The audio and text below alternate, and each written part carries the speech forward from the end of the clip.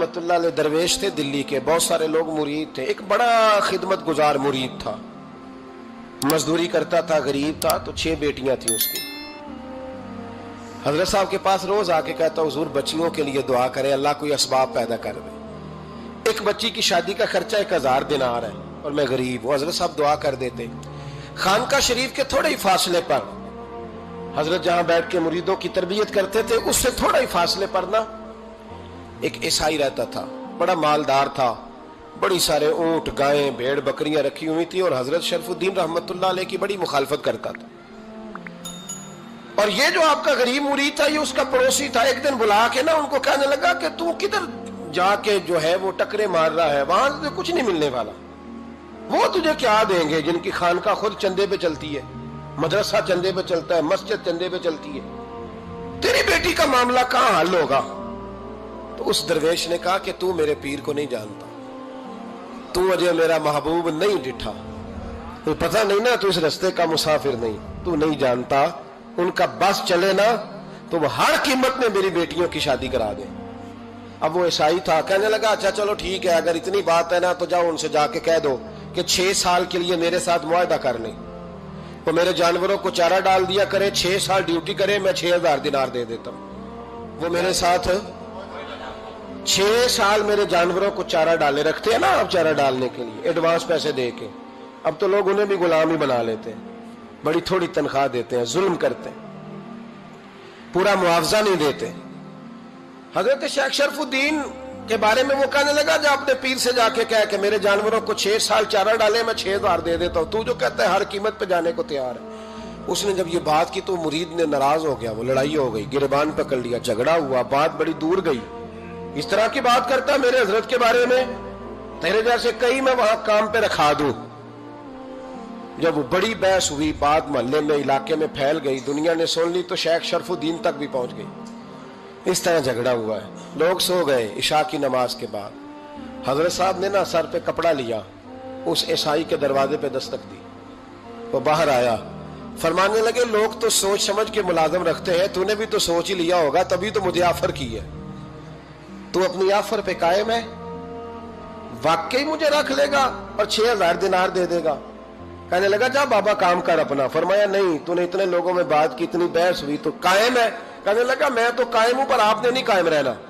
फरमाया मैं सोच समझ के आया हूं। उसने कहा आप ड्यूटी करेंगे, भैंसों को चारा डालेंगे? फरमाया एक शर्त, बस जब अजान हो जाए ना तो मुझे रब की नमाज पढ़ने की इजाजत दे देना, बाकी सुबह शाम जो तू कहेगा। अगर उस गरीब की बेटियां ब्याही जाए तो मुझे और क्या चाहिए? उसकी 6 बेटियों का बोझ है उसके सर पे, तू मुझे रख ले। अल्लाह अकबर। वो कहने लगा चले पे मेरे साथ खते बंदगी कर ले। आजकल हम स्टाम करते हैं, उस जमाने में खते बंदगी होता था, गुलामी का खत। काजी शहर के पास, यानी उसका ख्याल था कि चलो स्टाम की बात करूंगा तो भाग जाएंगे। फरमाया चल मैं तैयार हूं। काजी तक गए, तय हो गया, 6000 दिनार दे दिए। हजरत ने मुरीद को बुलाया, फरमाया पुत्र ये ले जा मेरी बेटियों को रवाना कर दे। कहने लगा हुजूर ये क्या कर रहे हो आप, कुछ सोचे? फरमाया यार जब तुझे बेटा बना लिया तो फिर मेरी पोतियां तो लगती हैं ना, मेरा हक तो बनता है ना। जाके ड्यूटी कर, उनको ब्याह दे। बात फैल गई। बादशाह भी अकीदतमंद था, वो 12000 दिनार लेके पहुंचा। क्या बताऊं इन रब के बंदों का दिल कैसा होता है, क्या दर्द होता है, क्या रंग। 12000 दिनार लेके बादशाह आया और आके हजरत को पेश किए का हुजूर आप दें इस ईसाई को डबल दें और जाए काम करें। आप फरमाने लगे तू पैसे दे, शर्तें ना लगा, मेरा जहां दिल करेगा मैं खर्च करूंगा, मुझे तो मजा ही अब आने लगा है। अभी तो लुत्फ आ रहा है, अभी तो जायका आया है कुछ करने का। पैसे देने या तो दे, पाबंदी ना लगा, जहां मेरा दिल करेगा मैं। उसने कहा हुजूर ठीक है रख ले। हजरत ने फजर मस्जिद में पढ़ी, जेब में 12000 दिनार थे। ऐलान फरमाया भी किसी और की बेटी भी बैठी है तो पैसे मेरे पास है। वो 12000 दिनार भी बांट दिया और 12000 दिनार बांट के ना तो फिर चले गए खेत में चारा काटने। उस ईसाई को किसी ने बतलाया कि उनके पास तो 12000 आया है, पर तुझसे जान नहीं छुड़ाई उन्होंने। वादा ये हुआ था कि 6 देंगे तो जाएंगे, जब तक देंगे नहीं तेरे घर में काम करेंगे। वो ना चारा काट रहे थे, हजरत साहब तो वहां पहुंच गया, दूर जाके खड़ा हो गया, कहने लगा बाबा پہلے تو میں نے مسلمانوں کے اخلاق سنے تھے، اب تو میں نے دیکھ بھی لیے، پر یہ بتا جب 12,000 آیا تھا جان کیوں نہیں چھڑائی؟ تو حضرت چارہ کاٹتے کاٹتے رو پڑے، فرمانے لگے تو نہیں نہ جانتا یہ بیٹیاں سانجھی ہوتی ہیں، پتہ نہیں نا، میرے رسول پاک نے تو حاتم تائی کی بیٹی کے سر پہ کپڑا رکھ کے کہا تھا بیٹیاں برابر ہوتی ہیں، تو یہ نہیں پتا جب اس کی 6 بیٹیوں کی شادی ہوئی ہے میرے اندر روحانیت کتنی بڑی ہے۔ فرمایا پھر 12,000 آیا ہے تو 2-4 بچیاں پھر گئی ہیں، تو یہ نہیں پتا میں اندر سے راضی کتنا ہوں، میں تیری نوکری کرتا رہوں گا، پتہ نہیں اللہ کتنی بیٹیوں کو بیاہ دے گا۔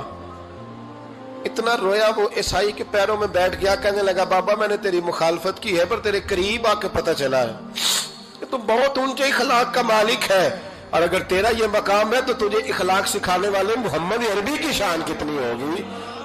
ظالم کی بولیے جاتے نہیں لوگ جھوٹے گواہ بن کے، وکیل صاحب کو نہیں پتا ہوتا کہ یہ بندہ مجرم ہے جو میرے پاس آیا، کیا مجرموں کے وکیل نہیں ہوتے؟ بولے تو اس کو پتہ نہیں ہوتا وکیل صاحب کو کہ یہ صاحب مجرم ہے، میرے پاس مقدمہ لے کے آئے، اور اگر بے ادبی نہ ہو جائے تو میرا خیال ہے قاضی عدالت کو بھی پتہ ہوتا ہے کہ مجرم کون ہے اور مظلوم۔ میرے نبی پاک صلی اللہ علیہ وسلم نے اس قدر زیادہ سختی فرمائی اس مسئلے میں، فرمایا جس کو پتا تھا کہ فلاں آدمی ظالم ہے، ظلم کر رہا، پھر وہ ظالم کا گواہ بنا یا اس نے ظالم کی مدد کی، کتنی کی؟ شارحین لکھتے ہیں چاہے اس نے ایک جملہ بول کے کی، چاہے ایک، سارے بولیے، چاہے ایک غریب کو اس نے ظلم کیا تو کہتے ہیں علاج یہ سی، چاہے ایک جملہ بول کے کی، شارحین اس حدیث کی شرح میں لکھتے ہیں ایک جملہ بول کے چاہے مدد کی، جس بندے نے کسی ظالم کی مدد کی کسی مقدمے میں یا کسی صورت میں اور اسے پتا تھا یہ ظالم ہے، میرے نبی پاک صلی اللہ تعالیٰ علیہ وسلم فرماتے ہیں اگر اس نے مدد کی، ابھی ظالم کی بات نہیں ہو رہی، ظالم کے مددگار کی بات ہو رہی، اگر کسی نے ظالم کی مدد کی تو حضور فرماتے ہیں خدا بھی اس سے بری و ذمہ ہے، رسول بھی اس سے بری و ذمہ ہے۔ سنبھال کے رکھے اپنی نمازیں، قربانیاں، حج، زکوٰۃ سنبھال کے رکھے۔ اگر ظالموں کا مددگار ہے، الیکشن آ لینے دے، آپ کو نظر آ جائے گا کون کون ظالموں کا مددگار ہے، نظر آ جائے گا۔ اپنی جیب سے لوگ پیسے دے کے ظالموں کی مدد کریں گے، ان کے فلیکس چھپوائیں گے، بورڈ لگوائیں گے، جیبوں سے پیسے دے کے۔ ہم نے خود آگ لگائی ہے چمن میں اپنے، بے سبب گردشی ایام کو الزام نہ دو، ہم نے خود نور کا ظلمت سے کیا ہے سودا، کر کے توہین سحر شام کو الزام نہ دو۔ ظالموں کے مددگار میدان میں آ گئے، یہ چھوٹا لفظ نہیں، میرے حبیب پاک صلی اللہ علیہ وسلم نے فرمایا جو ظالم کا مددگار ہے سن لے جو سجن کے ساتھ کچہری جاتا ہے، وہ یاد رکھے جو دوست کا گواہ بنتا ہے، وہ یاد رکھے جو کہتا ہے میں مانگی گیا تھا، مجھے بلایا گیا تھا قبضہ چھڑانے کے لیے کسی غریب بیوہ کی جائیداد پہ، کب وہ سن لے تو مدد کر کے نہیں آیا، تو خدا کے ذمے سے نکل گیا ہے۔ رسول پاک نے فرمایا تیرا میرا تعلق ختم ہو گیا، تو ظالم کا مددگار ہو گیا، پھر تو کہتا میں بے چین ہوں، میں بے قرار ہوں، میں آزمائش کا شکار ہوں، پلٹ کے دیکھ تو صحیح تیرا گناہ کتنا بڑا ہے۔ میرے نبی پاک صلی اللہ علیہ وسلم کا ایک اور فرمان سن لیں، ابن ماجہ ابو داؤد میں موجود ہے، اس حدیث کو آپ نے یاد کر لینا ہے، کر لیں گے انشاءاللہ، سارے کہیے انشاءاللہ، کر لیں گے یاد۔ حضور صلی اللہ علیہ وسلم نے فرمایا اگر تو ظالم کی مدد کرے گا نا، یہ لفظ دل کی تختی پہ لکھ لینا، یہ مکافات عمل ہے، مکافات عمل دنیا، ادھر کرو گے تو ادھر بھرو گے۔ فرمایا اگر تو کسی ظالم کی مدد کرے گا، سن لے حضور کا فرمان ہے، اگر تو ابن ماجہ ابو داؤد سیاہ میں موجود ہے، فرمایا اگر تو کسی ظالم کی مدد کرے گا تو رب تعالیٰ مرنے سے پہلے پہلے تیرے اوپر بھی ظالم کو مسلط کر دے گا، تیرے اوپر بھی ایک دفعہ ظلم ضرور ہوگا اگر تو ظالم کی، وہ کسی صورت میں بھی ہو سکتا ہے، کسی صورت میں بھی تیرا بیٹا ہی اٹھ کے ظلم کر دے گا، تو الجھ جائے گا، کسی نہ کسی جگہ تیرے لیے تباہی کا سامان ہوگا، تیرے اوپر ظلم ہوگا، اس لیے کہ تو ظالموں کا مددگار ہے۔ چاہیے یہ تھا کہ تو مظلوم کی مدد کرتا، انسانی ایمانی یقین کا فریضہ سر انجام دیتا، تو ظالموں کا مددگار ہو گیا۔ ٹٹول کے دیکھ لیں، رزلٹ نکال کے دیکھ لیں، ہمارے زمانے میں ظالموں کے مددگار زیادہ ہیں، اتنی لمبی زبانیں نکال کے ظالموں کی مدد کرتے ہیں۔ بڑے بڑے کالم نویس اللہ نے انہیں قدرت دی لکھنے کی، تو اپنا قلم ظالموں کی مدد میں خرچ کرتے ہیں۔ وہ لوگ جن کو اللہ تبارک و تعالیٰ نے قدرت دی، ہمت دی، طاقت دی، کچھ لوگ ان کے حلقہ احباب میں، وہ اپنے لوگوں کو استعمال کر کے ظالموں کی مدد کرتے ہیں، ظالموں کی مدد کرتے ہیں۔ میرے نبی کریم سید عالم نور مجسم صلی اللہ علیہ وسلم نے فرمایا، اگر تو نے ظالم کی مدد کی تو جب تک تو توبہ نہیں کرے گا رب تجھ سے ناراض ہی رہے گا۔ اللہ تجھ سے، او بھائی جس سے رب بھی ناراض ہو گیا، نہ کھانا نہ پینا نہ سونا نہ جاگنا نہ نیند، پھر تیری ہر چیز تیرے لیے آزمائش ہو جائے گی، پھر تیرا سایہ بھی تیرے لیے خوف کا سامان بنے گا، پھر زندگی جیتی جاگتی لاش بن جائے گی، تو اپنے کندھوں پر اپنی میت اٹھائے پھرے گا جب تو ظالم کا مددگار ہوگا۔ اور نبی پاک صلی اللہ علیہ وسلم نے فرمایا ظالموں کا مددگار بھی ظالم ہوتا ہے، ظالموں کا مددگار بھی، سارے بولے ظالموں کا مددگار بھی نہیں، کو نہیں، آپ سارے نہیں بولے، ایک دفعہ بولے ظالموں کا مددگار بھی، پکی بات ہے، ظالموں کا مددگار بھی۔ اللہ اکبر، جس کا یارانہ ہو، جس کا دوستانہ ہو، جو کہے میں نے نا اس کو اوکھے ویلے کے لیے ظالم کو یاد رکھا ہوا ہے۔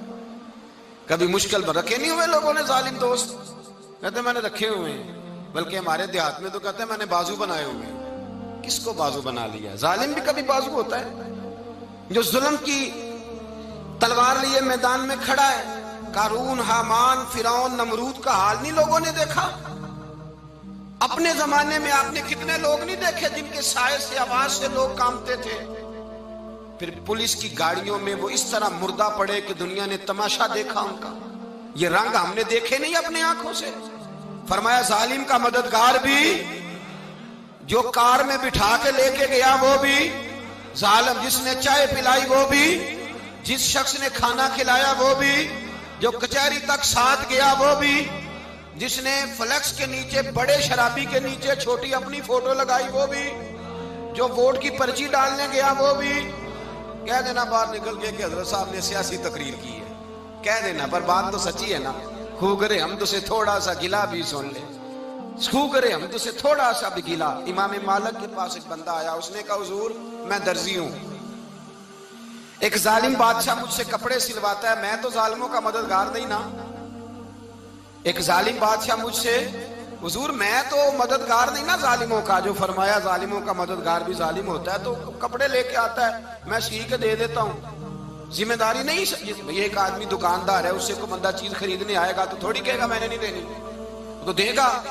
کوئی بندہ اگر کسی شخص سے کوئی کام کہتا ہے جو اس کی فیلڈ ہے، اس کا شعبہ ہے، اس کا معاش کا وہ سلسلہ ہے، کہتے ہیں یا رسول اللہ صلی اللہ علیہ وسلم ظالموں کا مددگار بھی ظالم، حضور نے فرما دیا۔ تو امام مالک سے بندے نے مسئلہ پوچھا، دل کی تختی پہ لکھنے والی باتیں ہیں، کہا حضور میں درزی ہوں، ظالم کپڑے سلواتے ہیں، میں تو مددگار نہیں نا۔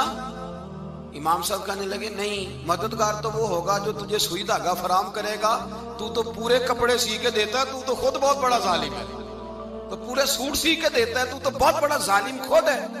مددگار تو وہ ہوگا جو تجھے دھاگا دے گا، جو تجھے بٹن دے گا، جو تجھے نلکی دے گا۔ جو ظالم سے اتنی نفرت ظلم کر کے بندہ آئے، یہاں تو ہمارے زمانے میں ہیرو بن جاتے ہیں لوگ، ظالم ہیرو ہے، لوگ اس سے ڈرتے پھرتے ہیں، گھومتے پھرتے ہیں، اور بہت سارے کم مزاج لوگ اس کے پیچھے ہاتھ باندھ کے پھرتے ہیں۔ ظالموں کی مدد کرنا، ظالموں کے ساتھ رہنا، یہ ظلم ہے، ظلم، یہ زیادتی ہے۔ میرے نبی پاک صلی اللہ تعالی علیہ وآلہ وسلم نے ارشاد فرمایا، یاد رکھو رب فرماتا ہے میں مظلوم کی مدد ضرور کروں گا، چاہے جلدی کروں چاہے دیر سے کروں، میں مظلوم کی مدد۔ اور حضور صلی اللہ علیہ وسلم نے فرمایا ہے، حضرت معاذ بن جبل کہتے ہیں حضور نے مجھے یمن کا گورنر بنایا، جب میں جانے لگا نا تو حضور نے بڑی نصیحتیں کی، بخاری میں موجود ہے، فرماتے ہیں جب میں پلٹنے لگا تو میرے رسول نے فرمایا معاذ ایک منٹ ٹھہر جا، ایک بات میری یاد رکھنا، اس کو نہ بھولنا۔ کہا حضور کیا؟ فرمایا دیکھنا کسی پہ ظلم نہ کر بیٹھنا، کہیں تجھ سے زیادتی نہ ہو جائے۔